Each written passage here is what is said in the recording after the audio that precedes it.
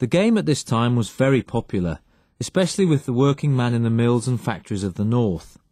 For example, the Yorkshire Cup in its early years used to attract more people to watch it, more spectators, than the FA Cup in that time, and also England games played in the south of England at Rugby Union. So you can see there that was the hotbed of the game. Now, to an extent, the RFU, who are London-centric and based in the south, felt a certain, not disgust, but they didn't feel comfortable with the rise of the game in the north, because the working class man had more of a need for excitement and victory at all costs and local rivalries, whereas the game as they saw it in the south was more about the Arnold version of the game, muscular Christianity, bettering yourself, good sportsmanship.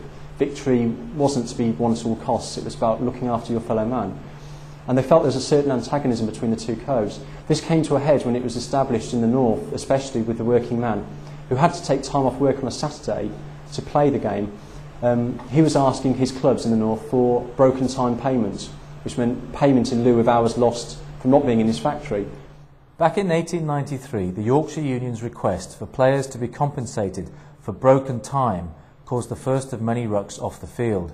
And, as they've done at the end of the 20th century, the first rulers of the RFU allowed this dispute to rumble on for some time, until in 1895, at a meeting at the George Hotel, Huddersfield, 20 clubs from Yorkshire, Lancashire and Cheshire broke away to form the Northern Union.